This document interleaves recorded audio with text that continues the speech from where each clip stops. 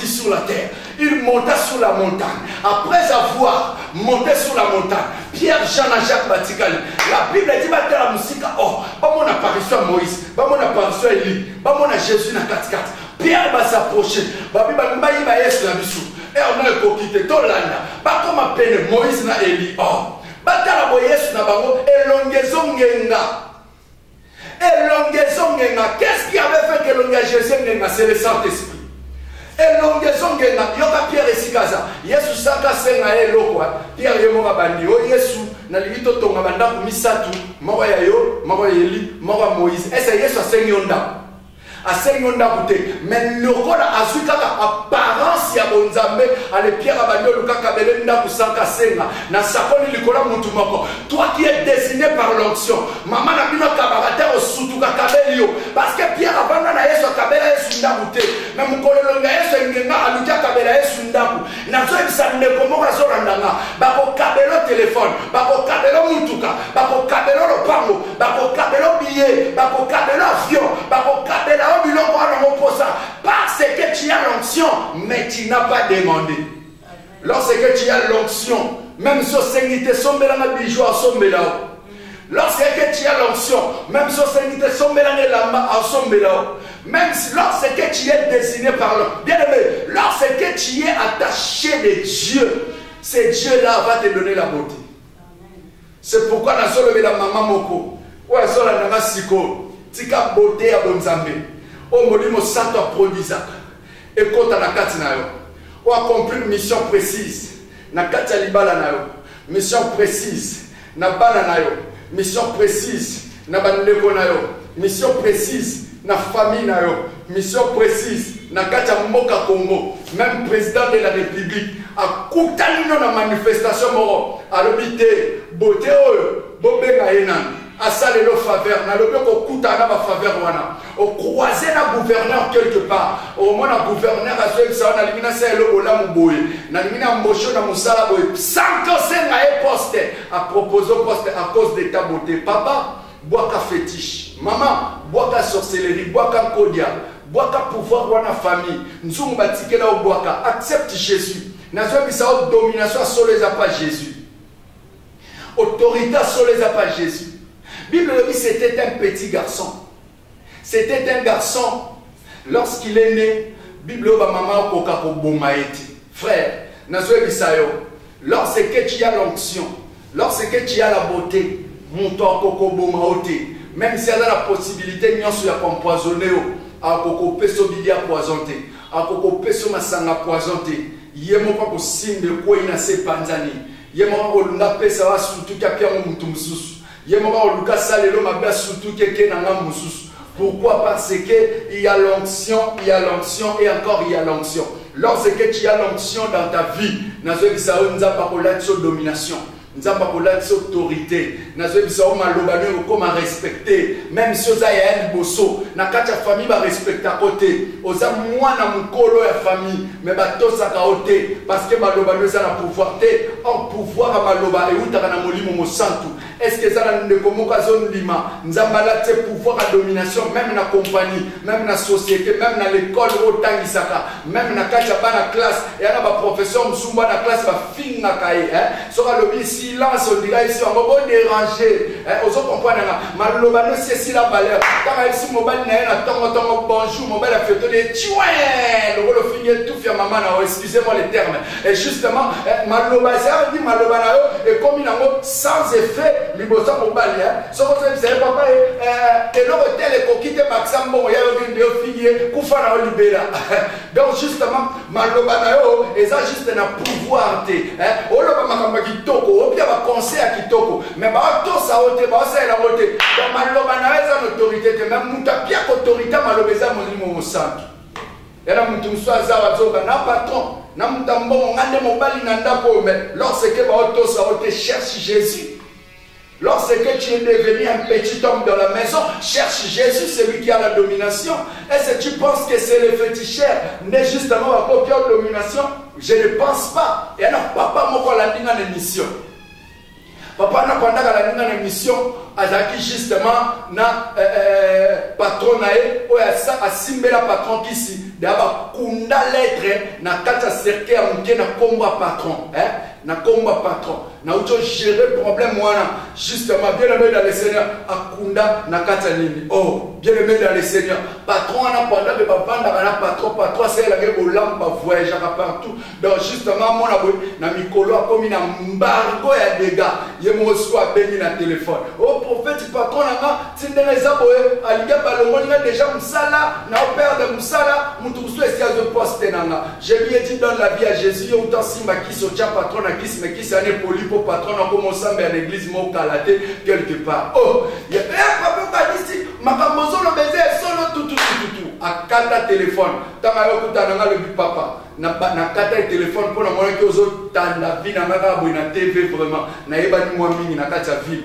alors ça sangai bien aimé lorsque que sol na e bien aimé oui babilo papa o azana ngo o kama bien aimé dans le Seigneur on a prié mais na minute tozolo ba azongeli musala ne correctement mais et le bien lo ni eleki patron na ye oyo justement azaki na kata musala oyo basi balongoli place wana batindi quelque part mais nazo dit ma poste etikali vite kaka mwana ngana na sali service yende mutakoma na poste wana et lorsque akokoma na place wana toko fêter na yango ensemble parce que molimo santu mutapia ka domination pour les kabanganga apia ka domination pour les kabokiltiste papa nazo bisayo même so père de musala de bobima pension de compte final et bimaraté au sali ba démarche belé mbongo ezo bimate maman de posala ba démarche belé au soka changement té nazo fongola ba peine na ngai 082 93 93 234 082 93 93 234 et si quand on m'appelle Nyonso 082 93 93 234 bino batozo la ndanga partout deuxième numéro est à 085 46 855 75 085 46 855 75 waneza m'appelle ya prophète et aba numéro ya prophète 085 846 855 75 c'est ça le numéro de prophète bien aimé bino batozo la ndanga partout Nazem Sabino, la grâce de Dieu peut tomber sur vous. Naïmi Moutaliboso, avec Miso, na niveau ya média, oui, allô? Allô? Oh là là, de quoi pays. 082 93 93 234. 082 93 93 234. Et encore le 085 46 46 en réalité de la mission de cours déjà na niveau régie. Oui, allô? Oui, bonsoir papa. Obengu apikombonan. Pardon? Oui, papa, umbana niva solo.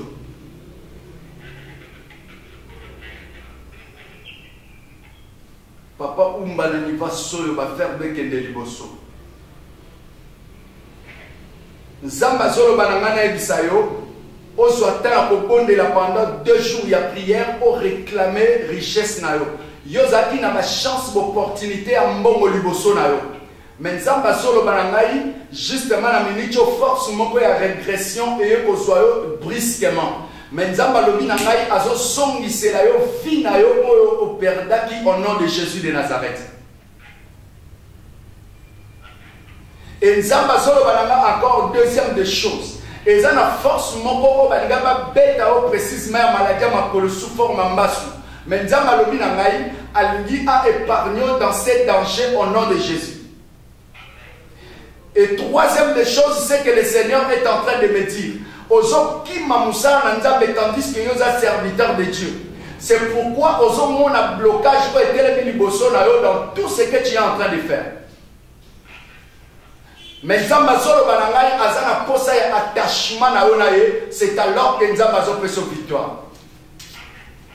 Que Dieu te bénisse, ça l'effort. Kuta na lobby na sanguluyele na sima école bonne semence et sika o église ekomi nzambe nanga pambola yo Lobina tongo, lorsque vous avez comme liboso ya soyo et plutôt ya sanglier, précisément la sanglier, liboso ya église à bonne sémence, école à bonne sémence, bien aimé dans le Seigneur au béni prophète, prophète a pour recevoir yo et le prophète a koeba na ko sambe la ponatina nao. Bien aimé, na zoe sande ko nyonso, oya zola ndanga sika sika o, oya zola ndanga na moment o, la gloire de Dieu peut retomber dans votre vie. De comme soit côté na niveau régie, tu as mis oui allô? Allô? Oh là là, bien aimé, 082 93 93 234. 082 93 93 234. Et numéro monsieur à prophète, c'est 085 46 22, plutôt 855 75 à la fin. Tu as mis de comme sous na niveau à régie. Oui, allô? Oui, bonsoir papa. Obéi à Pikombonan. Pardon? Naso combien de papa? Oui, papa Ranay. Olivier Zambaseloni. Olivina sakola bona yo. Yokangai. Et si kozali, c'est que le Seigneur est en train de me dire, Ezra ko ebisa yo ologola esprit ya tembe. Est-ce que ça va papa? Logola esprit ya tembe. Zoatan justement ya komi pesa profondément dans la vie de prière. Et cette année, Nzambe azo même en restauration na kati ya bino parce que eza la force moko ya perte de mémoire. Ils ont préparé à déséquilibrer comme un esprit à oubli, à bosser na bamakambo. Mais pendant que lorsque tu vas croire au Seigneur, c'est alors que le Seigneur Dieu a son sa vie na a état initial, a son la douleur nyonso eza na kati ya nzoto na yo. Mais pendant que c'est que le Saint-Esprit est en train de me dire, et dans la sémence moko, il y a esprit de mort, oh, ils ont tourné déjà. N'attends autour de vous.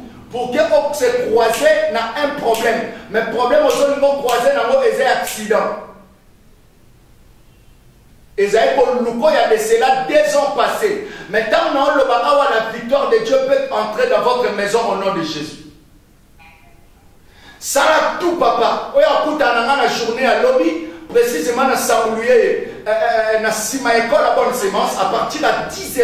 Nous allons recevoir peut-être l'intercession Makasi. Et lorsque nous avons l'école à bonne sémence, dans l'école Maranatha, l'école au Bengi, le numéro juste dans Simaka, l'école Maranatha, et si tu as l'espace au-dessus de l'église. Que Dieu te bénisse abondamment. Et ça, pour beaucoup de gens en ce net moment. Maintenant, nous avons dit et la maman m'a pas sikoyo, mais maman a pendant que nous avons maman a azolia. Nathan obiso to loba a azolia. Mais nzamba obinanga ba pekisa ki maman oyo. Bozana si sa parole de connaissance o. Nzamba loba nanga ba pekisa maman o baba na e après 20 h ali a souté. Et puis maman o ba pekisa ki ali a souté lo ba mungwate. Mais quand vous avez un maman, vous avez un kati ndakuna, vous avez un mais nzamba zo bananga na biloko yo zolia. Bana ba yeba to zolia biloko ezanga mungwa, mais ngana mona o che mungwa na kati bilia. Donc yo moko justement lorsque vous komi na tanga olia, o mono su mungwa o che na kati bilia na. Nzamba lobi na ngai esika oyo ekoluka eboma yo avant l'âge ya mwana. Na kati espace ya 3 semaines. Ceux qui ont continué à vivre au Tchamouwa ou à Bomba, nous avons le binanga et sommes mon enrichi à ma casse et au son état à coma. Et puis pendant que nous sommes à Waskasko, aux ana effet moko et bandio se manifester dans quatre ans d'autres nous le bibon. Mais bibon ana ils ont se manifester, excusez-moi les termes, et bimio na sima. Et justement bibon et bimio, yo moko se sentir douleur peu maman na sima. Mais nous avons binanga bibon ana soba tobolia et ça difficile et kauka. Maintenant, si tu crois au Seigneur Jésus-Christ, tu as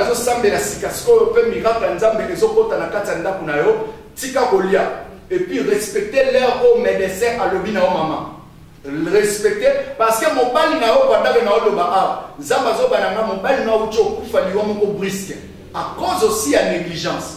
Mais nzamba zo bananga pendant que na yo ba ya ko lukanga lobi na samuluye précisément liboso école Maranatha Maranatha na sima école Maranatha et kangami une école à bonne sémence école à bonne sémence église bonne sémence école à bonne sémence na sima nango et c'est là où se trouve et c'est mon sala auto bien aimé dans le Seigneur na invité au lobby na 10h 12h, prophète Azan intercession ma casse dans tout le monde et puis à partir à 12h on a prophète Abando Yamba Moutouma Komoko. Bien aimé dans le Seigneur numéro prophète 082 93 93 234 082 93 93 234 Ndekom Sousou Azoko t'as déjà depuis Kala te recevoir hier oui allô. Oui bonsoir maman Obenga Pukombona. Obengi wapi mama Shime na soyo olimiza baseloni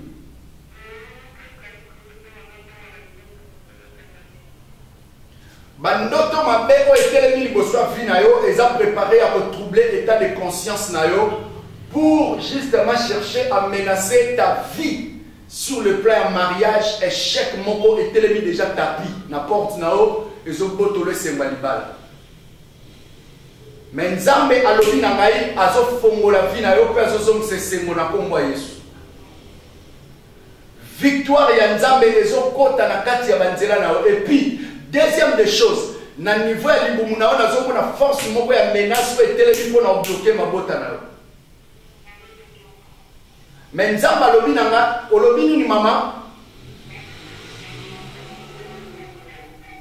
nazo yango nazoloba no sikasiko Nzamba zolo bananga olokolo lotaki yango ezana restauration moko o Nzambe alia memelo lokolo bimina muno kwa mutu Nzambe Nzamba ligacha restauration mama kati déjà Nzamba ligacha restauration na kati ya bina o mama chérie sala tout au monde na lobby à partir il y a 10 heures nazo ya bana samuluye liboso école à bonne sémence justement l'école Maranatha na sima nango précisément tokuta na place ana tozozo attend ya ko bondela na yo ensemble et ana papa moko azolanda nga sika soyo babwakela ke maladie ya masu na lokola gauche et puis maladie oyo ya masu babwakeli soki esili il faut maladie wana ezonga susu na période et comme maladie moko ya périodiquement et bien comme alwa maladie nanga omoni maladie na ye.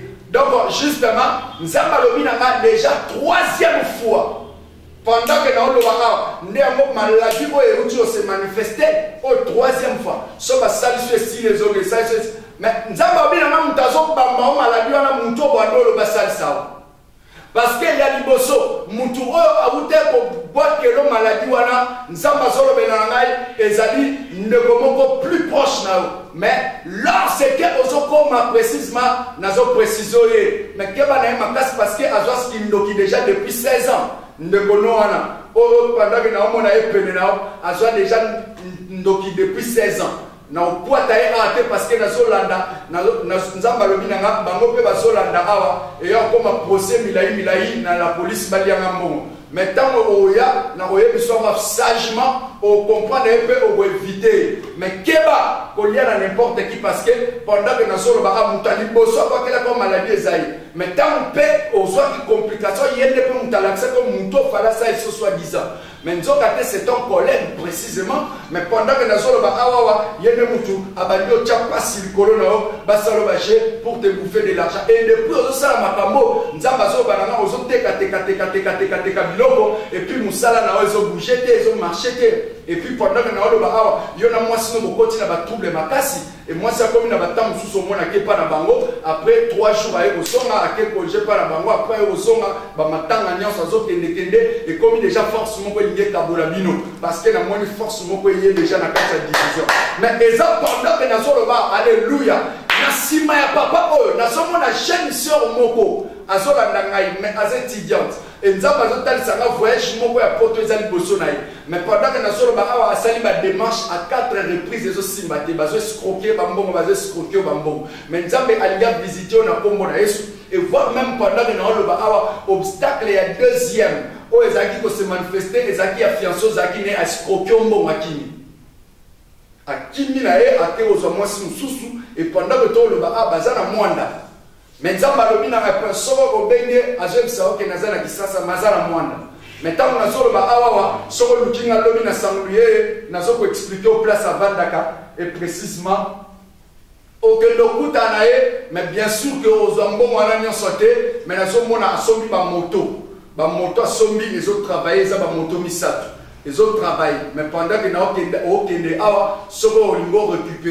récupérer ma moto calmement pour quand ça a été. Si ça a évolué dans la vie parce que nous avons justement, moi je suis pour côté là, comme déjà dans la position, il y a boutique, mais si on a une moto, il y a un récupérant, les autres pour la stabilité, il y a un bon mandat. Payons aux opération.